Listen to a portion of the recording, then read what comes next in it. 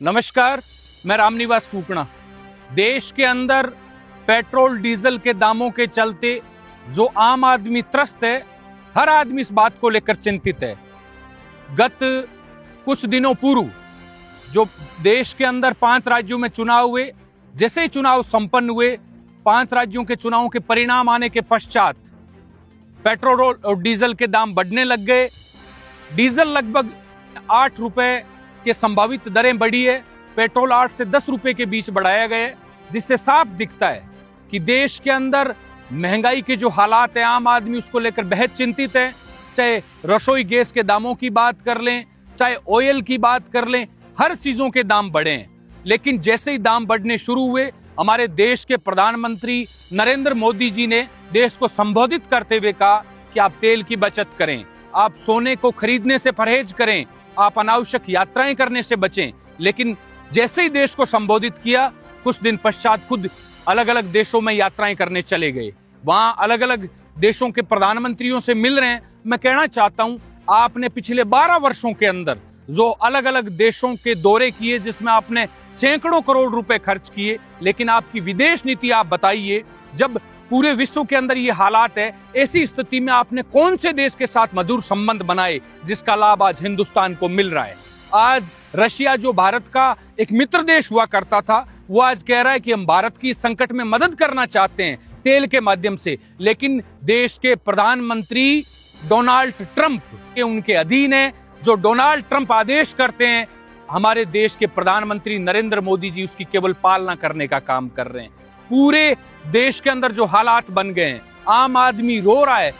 हर थोड़े थोड़े समय पश्चात पेट्रोल और डीजल के दाम बढ़ाए जा रहे हैं। ऐसी स्थितियों के अंदर आम आदमी बेहद चिंतित है। छोटे व्यापारियों को पूरी तरीके से तबाह कर दिया। आम आदमी जो अपना घर चला रहा है, वो महंगाई की मार के तले दबता जा रहा है। दूसरी तरफ जो नौजवान, विशेष तौर पर नीट जैसी परीक्षाएं जिनके लगातार पेपर आउट हुए, देश के अंदर 22 लाख से ज्यादा नौजवान जो इस परीक्षा से उम्मीद रख रहे थे, वो पेपर लीक हुआ, जिसके चलते देश के अंदर अलग अलग नौजवानों ने, जिन्होंने मेहनत की, उन लोगों ने आत्महत्या कर ली। उसके जिम्मेवार देश के हमारे जो शिक्षा मंत्री हैं धर्मेंद्र, वो हैं। धर्मेंद्र जी को तत्काल इस्तीफा देना चाहिए। लेकिन देश के प्रधानमंत्री इसको लेकर नहीं बोलेंगे, क्योंकि वो अलग अलग देशों की यात्राएं कर रहे हैं, वहां टॉफियां बांट रहे हैं वहां के प्रधानमंत्रियों को, और उनके साथ हंसी खेल का काम कर रहे हैं। लेकिन देश का आम आदमी रो रहा है। मैं देश के प्रधानमंत्री नरेंद्र मोदी जी से मांग करता हूं कि आप अलग अलग देशों के अंदर जो आपने पूरे मनगढ़ंत एक कहानी बनाई, हमारे देश को बताने का काम किया, आप ये साबित करें कि उन देशों के साथ आपके अगर संबंध थे, तो आज हिंदुस्तान पर जो संकट आ रहा है, उस संकट से उबारने की आपकी जिम्मेदारी है। जब कोरोना का समय आया, आप भाग गए देश से। कोरोना का समय आया, उस समय आपने देश पर नियंत्रण रखने के बजाय, अपनी जिम्मेवारी निभाने के बजाय, आप अपनी जान की चिंता करके अपने घरों पर बैठे थे। लेकिन आम आदमी ने डटकर मुकाबला किया और उस संकट से निकला। आज देश के गृह मंत्री अमित शाह जी 2 दिन के दौरे पर बीकानेर आ रहे हैं। मैं इस वीडियो के माध्यम से उनसे निवेदन करना चाहता हूं, उनसे सवाल करता हूं कि जैसे ही आपका बीकानेर दौरा हुआ, प्रशासन ने चाहे सड़कों का नवीनीकरण हो, इन चीजों पर ध्यान देने का काम किया, लेकिन आम आदमी त्रस्त है।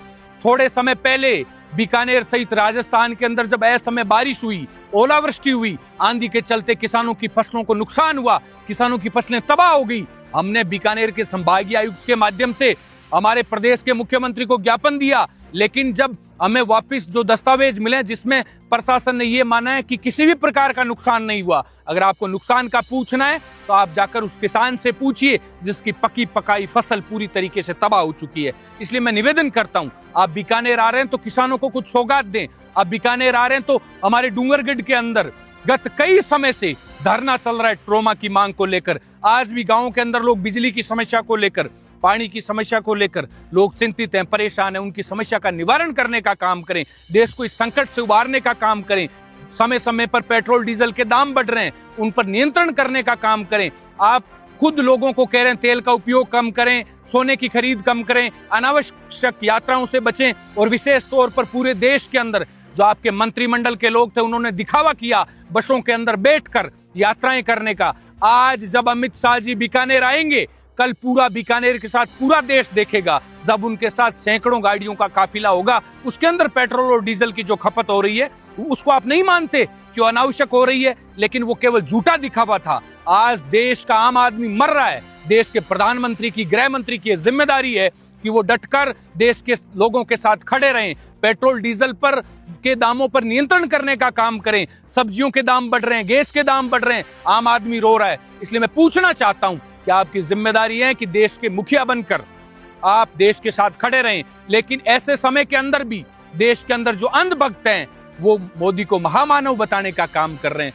जैसे जब तक नरेंद्र मोदी देश को पूरी तरीके से तबाह नहीं करेंगे तब तक देश के ये जो अंधभक्त हैं ये इस बात को स्वीकार नहीं करेंगे कि मोदी जी ने जो काम किए हैं उस कामों के चलते देश गर्द में जा रहा है।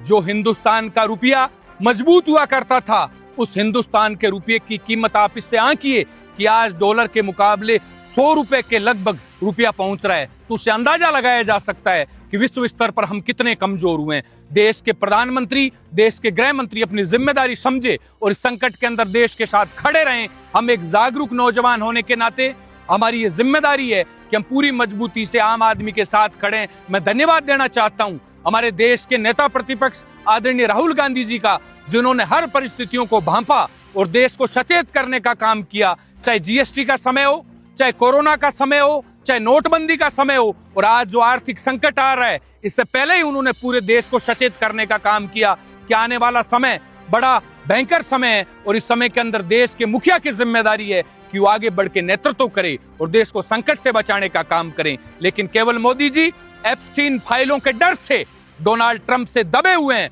जिसके चलते आज हिंदुस्तान पर पेट्रोल और डीजल का जो संकट का खतरा मंडरा रहा है उसका कारण केवल वो है। हिंदुस्तान वो ताकत हुआ करती थी जिसका लोहा पूरा विश्व मानता था, लेकिन मोदी जी ने विश्व गुरु की बात करी, लेकिन आज हिंदुस्तान को इतना कमजोर साबित किया पूरे विश्व के अंदर। जो हिंदुस्तान का सबसे बड़ा दुश्मन देश पाकिस्तान है, उसके साथ मजबूत रिश्तों की बात करते हैं डोनाल्ड ट्रंप, और हिंदुस्तान के प्रधानमंत्री उस डोनाल्ड ट्रंप से इसलिए दब रहे हैं क्योंकि एप्स्टीन की जो फाइलें हैं वो डोनाल्ड ट्रंप के पास पड़ी है। इसलिए इस संकट के समय के अंदर मोदी जी अपनी जिम्मेदारी समझे और पूरा देश, अगर वो ईमानदारी से देश के साथ खड़े रहेंगे तो देश उनके साथ खड़ा है। लेकिन आप अपनी जिम्मेदारी से भागे नहीं, ये आम आदमी सवाल करता है और आम आदमी की जिम्मेदारी भी है कि हमने देश की आजादी की लड़ाई नहीं लड़ी हो भले ही, लेकिन जब जब देश पे खतरा है हम अपनी जिम्मेदारी पूरी ईमानदारी से निभाएं। मुझे उम्मीद है अमित शाह जी जो बीकानेर के अंदर 2 दिन के दौरे पर आ रहे हैं, किसानों की समस्या हो, चाहे बीकानेर की मूलभूत जरूरतों की बात हो, चाहे पेयजल की समस्या हो, बिजली की समस्या हो, सड़कों के नवीनीकरण की बात हो, डूंगरगढ़ के अंदर ट्रोमा की सेंटर की बात कर लें, अलग अलग गांवों के अंदर पानी की समस्या को लेकर धरने चल रहे हैं, आप उन तमाम समस्याओं का निराकरण करके जाएं। केवल झूठा दिखावा करके, केवल आप संदेश ये दे रहे हैं कि हम बसों में घूम रहे हैं और सैकड़ों गाड़ियों का काफिला आपके साथ घूमेगा, उससे साबित हो रहा है कि आप केवल नौटंकी कर रहे हैं और आम आदमी को पूरी तरीके से तबाह करने का काम कर रहे हैं। मुझे उम्मीद है बीकानेर के जागरूक लोग अपनी बात रखेंगे और पूरी मजबूती से देश के ऊपर आ रहे इस संकट में हम एक अच्छा नागरिक होने का परिचय देंगे। धन्यवाद। जय हिंद।